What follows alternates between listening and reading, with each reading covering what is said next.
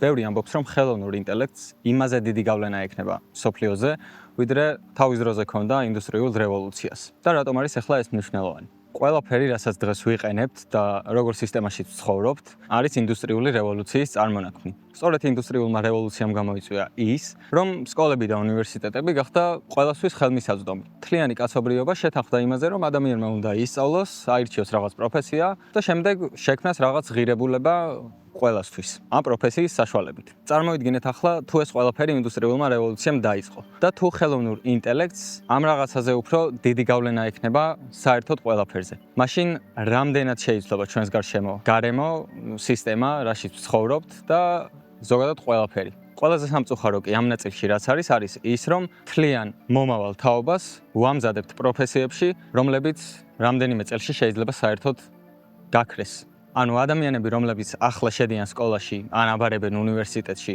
და რომ დარდობენ, რომ გამოცდაზე რა ქულას ავიღებ და ჩავაბარებ თუ არა და ასე შემდეგ. ეს ადამიანები რეალურად ძალიან დიდი ალბათობით სამსახურს საერთოდ ვერ იპოვიან.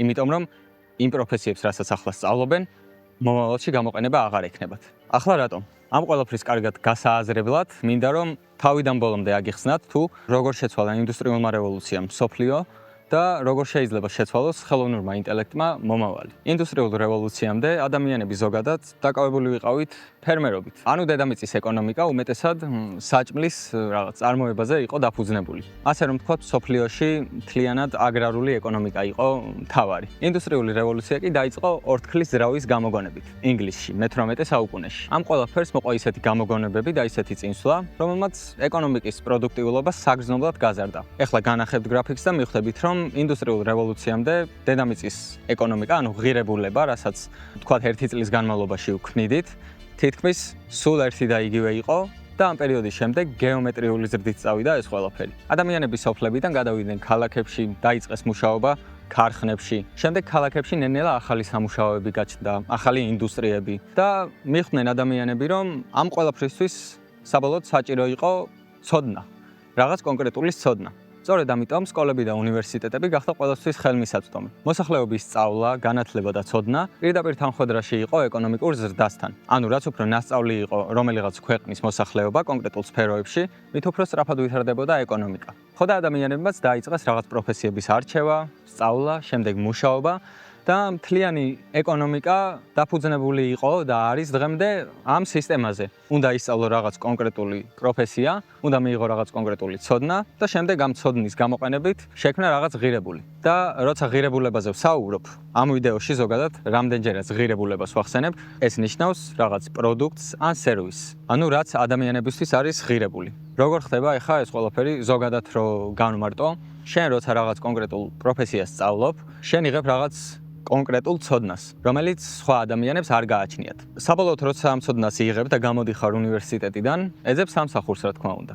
რატომ უნდა აგიყვანოთ სამსახურში, რო წარმოვიდგინოთ? მთავარი მიზანი კომპანიის არის მოგების გაზრდა. და რას ნიშნავს მოგების გაზრდა? ეს არის რომ კომპანიამ უნდა შექმნას მეტი ღირებულება ადამიანებისთვის და სწორედ ამით გაზარდოს მოგება და შემოსავალი. და შენ კომპანიას სჭირდები იმიტომ რომ შენი ცოდნა გაგაჩნია მხოლოდ შენ და სხვას არა ვთქვათ. და კომპანიას როცა ჭირდები, შენ რაღაც ღირებულს გაძლევს, ანუ ხელფასს და სანაცვლოდ შენ რაღაც ღირებულს აძლევ ამ კომპანიას შენი ცოდნის გამოყენებით. საბოლოოდ ეს სტრუქტურა, ანუ კომპანია, შენაირ ბევრი ადამიანების წყალობით ქმნის რაღაც ღირებულ პროდუქტს ან სერვისს და ყიდით სხვა ადამიანებზე. ეხლა რაშია პრობლემა? კი, უნივერსიტეტში გასწავლიან რაღაცას, რაღაც ცოდნას გაძლევენ, რაც შემდგომ შეიძლება ღირებული იყოს. მაგრამ მთავარი საკითხი აქ რაც არის, დღეს უკვე ხელოვნური ინტელექტის წყალობით ცოდნა გაუფასურდა. არასწორად არ გამიგოთ, ანუ ცოდნა ადამიანს ყოველთვის სჭირდება და ყოველთვის უნდა იზრუნოს იმაზე, რომ უფრო მეტი იცოდეს. მაგრამ იმდენად ხელმისაწვდომი გახდა ცოდნა ხელოვნური ინტელექტის წყალობით, რომ მხოლოდ იმიტომ, რომ რაღაც იცი კონკრეტული, არ უნდა გეგონოს, რომ შენ რაღაც ღირებულის გაკეთება შეგიძლია. იმიტომ რომ თქვათ კომპანიას თუ ჭირდება რაღაც კონკრეტულ სფეროში, თქვათ მარკეტინგში ვიღაც ტიპი, რომელმაც იცის ეს სფერო, შეუძლია ეს ტიპი არ დაიქირაოს, თქვათ, და გამოიყენოს ხელოვნური ინტელექტი იგივე საქმეში. შენ არ უნდა ელოდო, რომ მხოლოდ შენი ცოდნით ვიღაცას დაჭირდები. არ უნდა გეგონოს ის, რომ 4 წელი უნივერსიტეტში რაღაცას ისწავლი, მერე თუ გინდა 2 წელსაც დავუმატებ ამ ყველაფერს და საბოლოოდ ძალიან მცოდნე ტიპი გამოხვალ და რაღაც სამსახურს იშოვი. ასეთი ხედვა დღეს უკვე დამღუპველია, როცა სოფლიო ასე სწრაფად ვითარდება, ხელოვნური ინტელექტი და სუპერინტელექტი, რომელიც ადამიანზე ბევრად ჭკვიანი და ბევრად კომპეტენტური იქნება ნებისმიერ სფეროში, უკვე ძალიან ახლოს არის. კი, ახლა შეიძლება შემომედავოთ, რომ ცოდნა ყოველთვის ღირებულია და რაღაც რეალურად შეხედეთ. რატომაც საქართველოში და ზოგადად სოფლიოშიც მშობლებს ეს გართულება აქვთ, რომ შვილმა აუცილებლად უნივერსიტეტში უნდა ჩააბაროს, მაგრამ საბოლოოდ რომ დაფიქრდე რა არის უნივერსიტეტში სწავლის მიზანი. ის რომ რაღაც ცოდნა მიიღო, რომ შემდეგ ეს ცოდნა გაყიდო ბაზარზე. ანუ ამ ცოდნის საშუალებით შექმნა რაღაც ღირებულება სხვა ადამიანებისთვის. უმეტესად ყველა ამ ღირებულებას ქმნის რაღაც კომპანიაში გაწევრიანების საშუალებით. ესე რომ ვთქვათ, ანუ რაღაც ორგანიზაციას შეუერთდება და იმ ორგანიზაციის საშუალებით ქმნის ამ ღირებულს. და ზოგი, უფრო მცირე ნაწილი ადამიანების საკუთარ ორგანიზაციას ქმნის. რატომ არის ეს მნიშვნელოვანი ახლა? ხელოვნური ინტელექტის სამყაროში ამ ორგანიზაციებს, ანუ კომპანიებს აღარ დაჭირდებათ იმდენად შენი ცოდნა, რამდენადაც ადრე ჭირდებოდათ. ასე რომ, როდესაც მშობლები ამბობენ, რომ უეჭველი უნივერსიტეტში უნდა ისწავლო და რაღაც, ეს არასწორი იმიტომაა, რომ უნივერსიტეტის საბოლოო დანიშნულება ის არის, რომ ადამიანს შეგეძლოს, რომ შექმნა რაღაც ღირებულება სხვა ადამიანებისთვის და თუ შენ ეს შეგიძლია იმით, რომ თქვათ, შენითაც შეგიძლია მიიღო ის ცოდნა, რაც საჭირო იქნება და ისე შექმნა ღირებული, ან ორგანიზაცია შექმნა ხელოვნური ინტელექტის დახმარებით, იმიტომ რომ ჩათვალე, რომ დღეს შენ გაქვს ხელოვნური ინტელექტი, გყავს ტიპი, რომელმაც საერთოდ ყველაფერი იცის და მაგის დახმარებით შენ შეგიძლია ძალიან ბევრი რაღაც გააკეთო და ძალიან ბევრი ადამიანის ცხოვრება გააუმჯობესო, ვთქვათ. საბოლოოდ თუ ასე შეხედავ ამ ყველაფერს, უნივერსიტეტში სწავლას ეკარგება აზრი. მით უმეტეს მაშინ, როცა ამ უნივერსიტეტში ძალიან დაცხა, ოფლი ჩამომდის ყველგან, რავი. მზეში არ უნდა დამდგარიყო, მაგრამ ჩრდილიც არ იყო, სადაც სიჩუმე იქნებოდა. ხო და უნივერსიტეტზე რო გავაგრძელოთ. აზრი ეკარგება ამ ყველაფერს. მით უმეტეს მაშინ, როცა უნივერსიტეტში გასწავლიან ისეთ პროფესიებს, რაც უკვე მომავალში, რავი, აღარ იქნება რა საჭირო. და შენი მიზანი დღეს, რაც უნდა იყოს, ეს არის რომ მიიღო და ყველაფრიდან გარშემო აკრიფო ისეთი ცოდნა, რითიც შეძლებ რომ შექმნა შენი ორგანიზაცია, რითიც შემდეგ შექმნი ღირებულს. აი, მაგალითისთვის რა ვიღებ, მე ვარ ვიდეოგრაფი, ანუ ვიღებ რაღაცებს და ვამონტაჟებ. კომპანიებს თავაზობ სერვისს, რომლითაც შემდეგ თავიანთ პროდუქტებს ყიდიან. ანუ ჩემი ვიდეოების საშუალებით თავიანთ პროდუქტს ყიდიან რა. ესე რომ ვთქვათ. მე რა შემეძლო ახლა? მე შემეძლო რომ რაღაც ორგანიზაციაში შევსულიყავი, მაგალითად მარკეტინგულ სააგენტოში დამეწყო მუშაობა. მე თქვა რომ აი მონტაჟი ვიცი, აი ეს ვიცი, აი ეს ვიცი. ანუ მე მაქვს რაღაც ცოდნა, რაც მათ ჭირდებათ. დამეწყო იქ მუშაობა და შემდეგ იმათი საშუალებით შემექმნა ეს ღირებულება. ასე არ მინდა მე რა ესე. არ მინდოდა. ამიტომ ავდექი და პირდაპირ მე გავხდი ორგანიზაცია, რომელიც პირდაპირ კომპანიებს სთავაზობს ღირებულ რაღაცას. არის ხოლმე მომენტები, ვთქვათ, როცა მე შეიძლება რაღაცა არ ვიცოდე და მჭირდებოდეს დახმარება. მე ამისთვის შემიძლია, რომ ვიღაც სხვა ტიპი დავიქირაო. იმას გადავუხადო რაღაც ნაწილი ჩემი შემოსავლიდან, ვთქვათ, და იმან გამიკეთოს ეგ რაღაცა.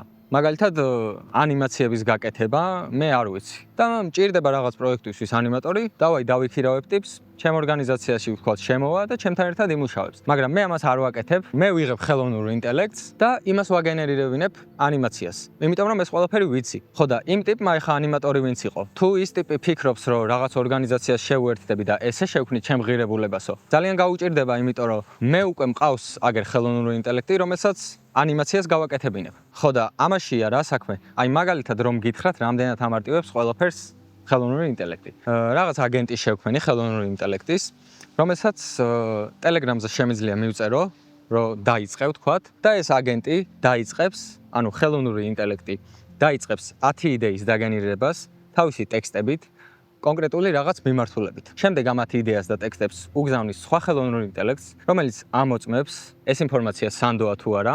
შემდეგ ის კიდევ სხვა ხელოვნურ ინტელექტს უგზავნის, რომელიც აქედან ირჩევს 5 იდეას და აკრიტიკებს ამ იდეებს, ანუ რა მოეწონა, რა არის კარგი, რა არის ცუდი, ამ ყველაფერს წერს. შემდეგ ამ ყველაფერს ისევ ახლიდან უგზავნის ხელოვნურ ინტელექტს და ის მერე ასწორებს ამ კრიტიკის მიხედვით ამ 5 იდეას და ტექსტებს. შემდეგ ეს ყველაფერი გადადის Google Docs-ში, ანუ იქნება დოკუმენტი, სადაც იწერება ეს 5 იდეა და ეს დოკუმენტი, ამ დოკუმენტის ლინკი საბოლოოდ მომდის ისევ Telegram-ზე. ანუ მე გავაკეთე ავტომატიზაცია იმ იმ საქმის, რაც თქვათ მე შეიძლებოდა გამეკეთებინა. მაგალითად, უნდა შევსულიყავი თქვათ ChatGPT-ში ან სადმე, დამიგენერირი 10 იდეა, მე გამისწორე, მე ეს ჩაამატე, ეს გამოვაკლე და ანუ ეს ყველაფერი რა ავტომატურად მოხდარიყო, მე შევქმენი ეს აგენტი და პირდაპირ Telegram-ზე მივწერ და უცებ ლინკს გამომიგზავნი, სადაც 5 იდეა წერია. და კიდე რაც არის მანდ თავარი, ანუ ის ფუნქციაც ჩავამატე, რომ უკვე რა იდეებიც არის დაგენერირებული და იმ ფაილებში რა იდეებიც არის, ის იდეები მოაქვს, კითხულობს და იგივე იდეებს აღარ აგენერირებს. ეს მე რაც გავაკეთე ხა, ძალიან მარტივი რაღაცაა რა. ხალხი ისეთ აგენტებს ქმნის, რომ რავი, ძალიან იმარტივებენ ცხოვრებას. რამდენიმე დღის წინ დაიდო ასეთი სტატია. ეს ოფლი ვერ მოვიშორე რა. აი ძალიან ცხელა, არ ვიცი. მაგრამ მაინც დავასრულებ ამ ვიდეოს, იმიტომ რომ საჭირო ვიდეოა. რამდენიმე დღის წინ დაიდო სტატია, ექსპერტებმა დაწერეს, მომავალი 5 წლის წინასწარმეტყველება. ესე რომ ვთქვათ, ანუ რა მოხდება მომდევნო 5 წელში. ანუ გვეყოლება უკვე სუპერინტელექტი, რომელიც ნებისმიერ სფეროში ადამიანზე გაცილებით კომპეტენტური იქნება და გაცილებით მეტი ცოდნა იქნება. ეწერა რომ 2028 წლისთვის, ანუ ყველა სფერო თითქმის ჩანაცვლდება ამ სისტემებით. და ხო, რავი, ჩვენ რო დღეს რაღაც ვემზადებით უნივერსიტეტებში და ისევ 20 წლის წინანდელი და უფრო ძველი მასალით ვსწავლობთ, ეს სწრაფად რო იცვლება მსოფლიო, ამაზე არავინ რატო არ ფიქრობს, ვერ ხვდები. ეს ვიდეო რეალურად გუშინ უნდა დამედო, მაგრამ რაღაცების გამო ვერ მოახერხე. მაგრამ აუცილებლად დავამთავრებ ამათ ვიდეოს და მე უკვე ყოველდღე ვეღარ დავდებ, მაგრამ უფრო აქტიური ვიქნები, ვიდრე აქამდე ვიყავი. და ვიდეოების ხარისხიც უკეთესი იქნება, ვიდრე ეს 10 ვიდეოა. მოკლედ, მომავალში ძალიან ბევრი რაღაც შეიცვლება და ძალიან ბევრი, თუ არა ყველა ადამიანის საქმე ჩანაცვლება ხელოვნური ინტელექტით. როგორც უკვე გითხარით, ეს ამ სტატიაში 2028 წლისთვის იწინასწარმეტყველეს. და შენ რეალურად რაც გევალება, ეს არის რომ ისწავლო ხელოვნური ინტელექტის გამოყენება, ისწავლო ცოდნის გამოყენება და არ წახვიდე რაღაც ერთი კონკრეტული მიმართულებით, რომ აი ამ ცოდნას ავირჩევ, ამ პროფესიას ავირჩევ და ესე წავალ პირდაპირ და სხვა არაფერი არ მაინტერესებს. დღევანდელ სამყაროში უნდა იყო ძალიან, როგორ თქვა, მულტიფუნქციური. ყველაფერი უნდა იცოდე და თან არაფერი არ უნდა იცოდე. ყველაფრის ცოდნასთან ერთად შენ როცა დაიმატებ ხელოვნურ ინტელექტს, რომელმაც ყველაფერი იცის და შენც იცი ყველაფერი, თქვენ ორნი უკვე იჩითებით ძალიან მაგარი გუნდი. ხელოვნურ ინტელექტთან ერთად თითოეულ თქვენგანს შეუძლია შექმნას ისეთი ორგანიზაცია, რაც ძალიან დიდ ღირებულებას შემატებს საზოგადოებას. ამაზე იფიქრეთ როგორ შექმნათ ეს სტრუქტურა ხელოვნურ ინტელექტთან ერთად. არ იფიქროთ იმაზე, რომ აი როგორ მივიღო რაღაცა ცოდნა, რომ მომავალში ვიღაცამ დამიქირაოს და ასე შემდეგ, იმიტომ რომ არავინ არ დაგიქირავებთ, თქვენი ცოდნის ჩანაცვლება მოხდება ხელოვნური ინტელექტით. ცოდნაზე უკვე ლიმიტი აღარ არის. ეკონომიკას რაც ამუშავებდა, ეს იყო შეზღუდული რაოდენობის კაპიტალი, ანუ ფული და შეზღუდული რაოდენობის ცოდნა. ანუ ვიღაცას ჰქონდა კაპიტალი, ვიღაცებს ჰქონდა ცოდნა. თუმცა დღეს უკვე ცოდნა ულიმიტოა. უფრო ნაკლები კაპიტალია საჭირო, რომ ულიმიტო ცოდნა გქონდეს. ეს არის ხელოვნური ინტელექტი. ანუ ცოდნა არის უკვე ხელოვნური ინტელექტი. და შენ დღეს უნდა იზრუნო იმაზე, რომ გქონდეს რაღაც რაოდენობის კაპიტალი და შექმნა რაღაც ორგანიზაცია, რომელიც შექმნის ღირებულებას. სულ ეს არის მთელი ფილოსოფია. თუ ყველაფერი კარგად წავიდა და თუ არ მოხდა ის, რაც ამ სტატიაში ნაწილასწარმეტყველებია ყველაზე ცუდ ვარიანტში, ის რომ ხელოვნური ინტელექტი ადამიანებს გაგვანადგურებს 2030 წლისთვის ბიოლოგიური ვირუსის გაშვებით, ხო, ეს თუ არ მოხდა, ძალიან მაგარი მომავალი გველის, იმიტომ რომ ძალიან ბევრ რაღაცაში მოხდება ძალიან სწრაფი და ძალიან ღირებული განვითარებები, ძალიან ბევრი რაღაცა შეიძლება აღმოვაჩინოთ, განიკურნება ბევრი დაავადებები, შევქმნით ახალ ტექნოლოგიებს, შეიძლება რამდენიმე წელში უკვე კოსმოსში სიარული დავიწყოთ რესურსების მოსაპოვებლად. თუ რა თქმა უნდა, ყველაზე ცუდი ვარიანტი არ მოხდა და არ გავნადგურდით. ხო და ასეთ მომავალში ალბათ ადამიანები უფრო სხვა ფუნქციებს შეიძენენ, ვიდრე დღეს აქვთ. აი ინდუსტრიულ რევოლუციამდე რო ტიპისთვის გეკითხა, გენახებინა ვიღაცა ტიპი ოფისში ვინც მუშაობს და გეკითხა რომ ეს რეალურად ღირებულს აკეთებსო?